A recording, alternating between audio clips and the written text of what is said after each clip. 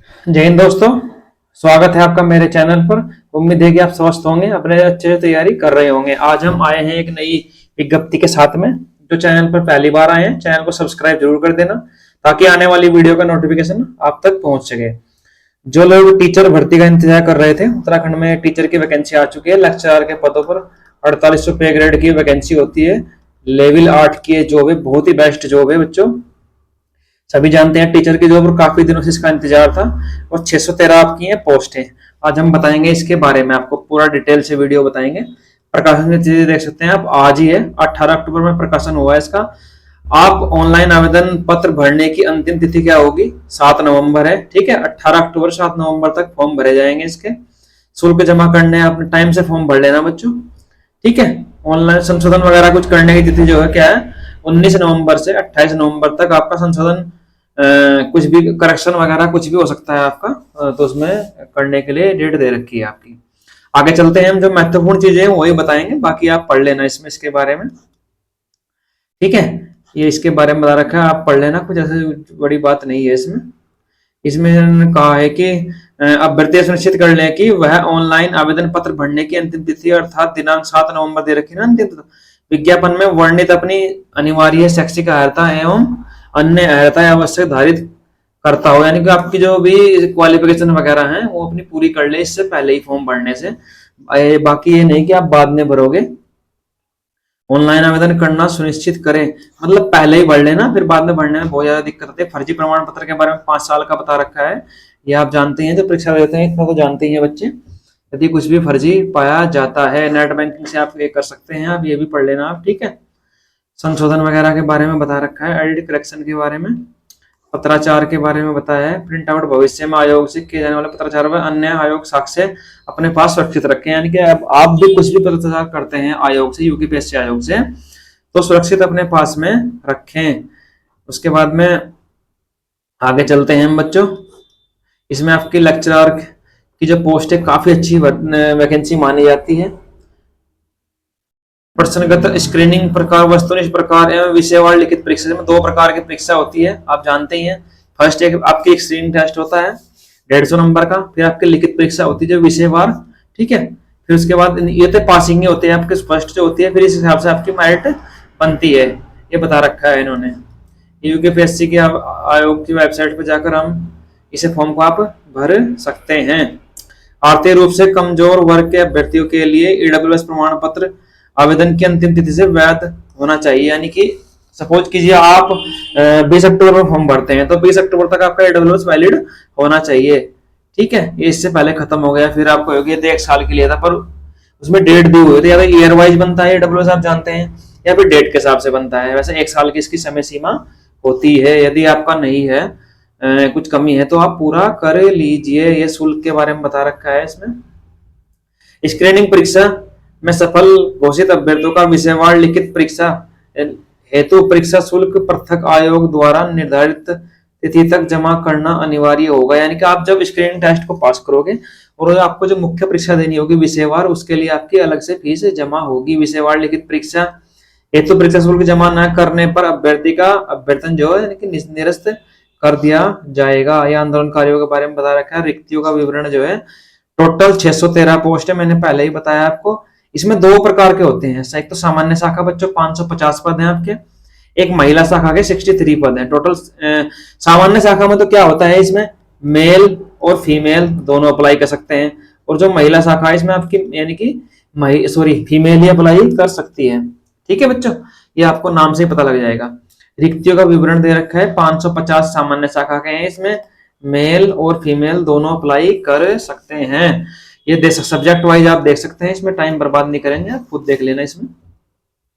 ठीक है, इसके बाद क्षैतिज आरक्षण में 2 प्रकार का आरक्षण होता है, एक तो ऊर्ध्वाधर आरक्षण होता है, वर्टिकल बोलते हैं इसको, और दूसरा होता है क्षैतिज आरक्षण, हॉरिजॉन्टल आरक्षण जो होता है। ठीक है बच्चों, ये अलग से एक अलग सब्जेक्ट है, इसके हिसाब से वैकेंसी दे रखी है। दिव्यांगजनों के अग्रणित 95 पद एवं नवीन अवधारित 22 पदों का विवरण इसने क्या रखा है, 613 पद है ना, इसी के बारे में अंदर बात कर रखी है। दिव्यांगजनों की जो वैकेंसी है, 95 जो पिछली भर्ती में रह गए थे, खाली रह गए थे पद, उनके बारे में बताया है। और 22 से नए पद निकाले गए हैं, वो इसी में है, आप चेक कर लेना, आप जिस भी सब्जेक्ट से बिलोंग करते हैं। ये दे रखा है, ये पढ़ लेना। प्रवक्ता संवर्ग में 63 जो पद है महिला वाले हैं, इसमें केवल महिला अप्लाई कर सकती हैं। किस किस सब्जेक्ट में वैकेंसी आई है ये ध्यान से पढ़ लेना बच्चों, ठीक है। प्रवक्ता संवर्ग महिला शाखा में जो आरक्षण, क्षेत्रीय आरक्षण, 2 प्रकार के आरक्षण होते हैं, मैंने अभी आपको बताया है ऊपर, वही है। बाकी हम देखते हैं आगे, चलते हैं आगे। सेम इसी में बता रखा है, दिव्यांगजनों के अग्रणी 14 पद एवं नवीन अवधारित 2 पदों का विवरण के बारे में उन्होंने कहा गया है बच्चों, ठीक है। ध्यान से दें, 14 पहले पद रिक्त रह गए होंगे और 2 पद जो है नए निकाले गए हैं। किस किस में है आप पढ़ लेना है। अब ये मेन चीज है, विभाग क्या है, माध्यमिक शिक्षा विभाग है। लेक्चरर की आपकी पोस्ट है, पदों की संख्या 613 है, 550 आपके पद सामान्य शाखा में है, 63 आपके महिला शाखा में है। वेतनमान बेस्ट है बच्चों, 4800 पे ग्रेड के वैकेंसी, 70-80 हजार रुपए सैलरी मिलेगी स्टार्ट में ही, ठीक है। राजपत्रित अस्थायी, यानी कि आज राजपत्रित होते हैं 5400 ग्रेड से ऊपर आपका राजपत्रित अधिकारी स्टार्ट हो जाता है। 5400 ग्रेड वाला भी राजपत्रित में आता है बच्चों। जो आयु सीमा है आपकी 21 वर्ष है न्यूनतम, और मैक्सिमम कितनी है 42 वर्ष। बाकी कैटेगरी के अकॉर्डिंग आपको छूट मिल जाएगी।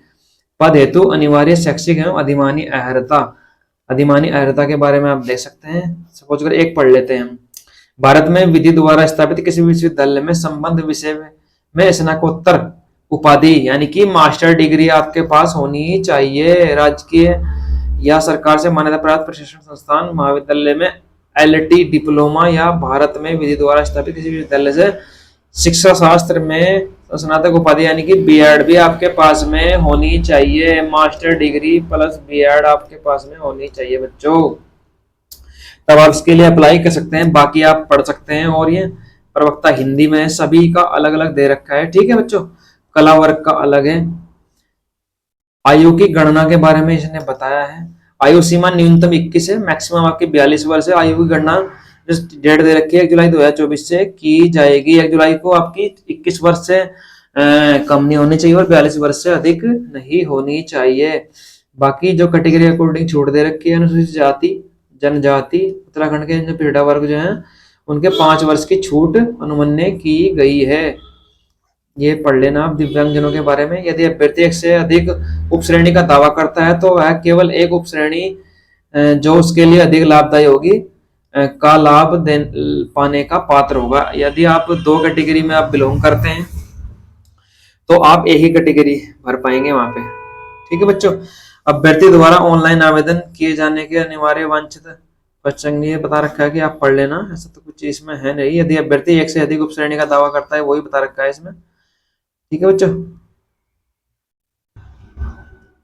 10% आरक्षण किसका है आप जानते ही हैं। पिछड़ा वर्ग का जो ओबीसी का सर्टिफिकेट होता है ना वो 3 वर्ष के लिए वैलिड होता है, यही बता रखा है इन्होंने। आप चेक कर लेना ओबीसी वाले सर्टिफिकेट के बारे में।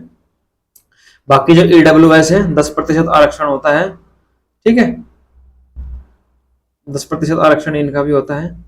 महिलाओं के लिए बता रखा है, महिलाओं की तो अलग वैकेंसी निकाली भी गई है। 40% विकलांगता होना अनिवार्य है, ठीक है। 40% तो विकलांग आप होने ही चाहिए तभी आपका सर्टिफिकेट वैलिड होगा। ये पढ़ लेना बच्चे जो कुछ दिव्यांग बच्चे हैं ऐसे, ठीक है। ऑनलाइन आवेदन किए जाने हेतु प्रक्रिया, आप इस साइट पे जाइए या किसी कैफे पे जाइए और आप ऑनलाइन आवेदन अप्लाई कर सकते हैं बच्चों, ठीक है।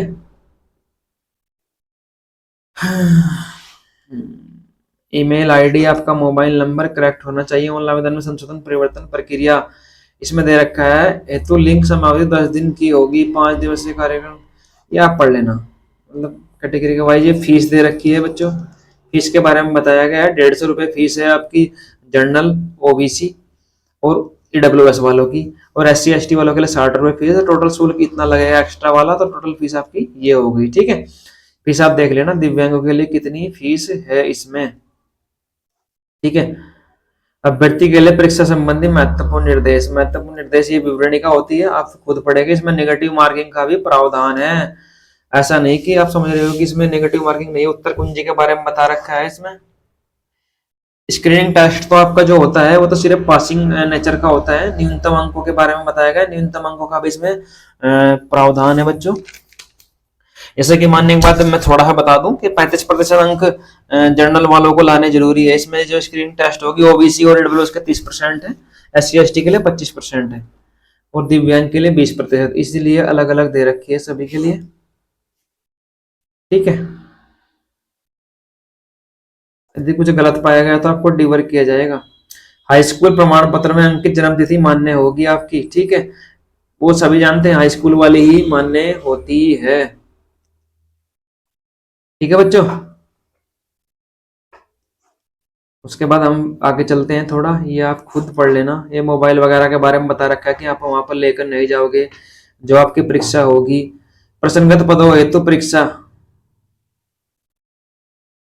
अब हम आगे चलते हैं सब्जेक्ट के बारे में, ये पढ़ लीजिए आप। स्क्रीनिंग टेस्ट होगा आपका 150 नंबर का, 2 घंटे आपकी समय सीमा होगी इसकी। स्क्रीनिंग परीक्षा वस्तुनिष्ठ प्रकार की होगी आपके बच्चों, जो आपको पास से करनी जरूरी है, वरना इसके बिना आप आगे मुख्य परीक्षा में बैठ नहीं पाओगे। स्क्रीनिंग परीक्षा में सफल अभ्यर्थियों को ही विषयवार लिखित परीक्षा के लिए बुलाया जाएगा, तभी सम्मिलित किया जाएगा। आपकी जो मेन परीक्षा है विषयवार लिखित परीक्षा होगी आपकी, प्रवक्ता हेतु आयोजित विषय की लिखित परीक्षा होगी। इसमें 200 नंबर का टेस्ट होगा, 3 घंटे आपको मिलते हैं। लिखित परीक्षा के लिए जो विषय है सब्जेक्ट आप पढ़ लेना। ठीक है, गृह विज्ञान विषय हेतु लिखित परीक्षा वस्तुनिष्ठ प्रकार का पाठ्यक्रम पृथक से विज्ञप्ति के माध्यम से, यानी कि जो गृह विज्ञान सिलेबस इन्होंने दे रखा होगा आगे अलग से प्रकाशित कर दिया जाएगा।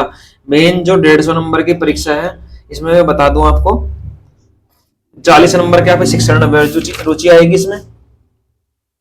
ठीक है, ये बता रखा है इन्होंने।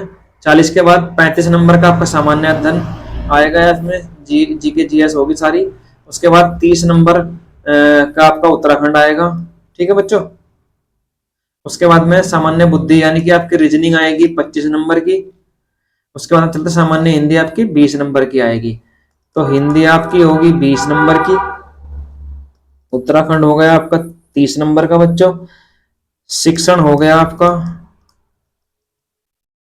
40 नंबर का, मैथ्स और रीजनिंग हो गई आपकी 25 नंबर की। ठीक है, क्या छूट गया इसमें? तो टोटल आपका 150 नंबर होने चाहिए इसमें। ठीक है, मैथ्स और रीजनिंग। बाकी हम आगे चलते हैं, वर्तनी सिलेबस दे रखा है इसका, ये इंग्लिश में दे दी। बाकी बच्चों तैयारी में लग जाइए, मैंने पूरा बता दिया है। बाकी भर्ती के लिए बेस्ट ऑफ लक। जो चैनल पर पहली बार है सब्सक्राइब जरूर कर देना, ताकि आने वाली वीडियो का नोटिफिकेशन आपको टाइम से मिल सके। जय हिंद, जय भारत।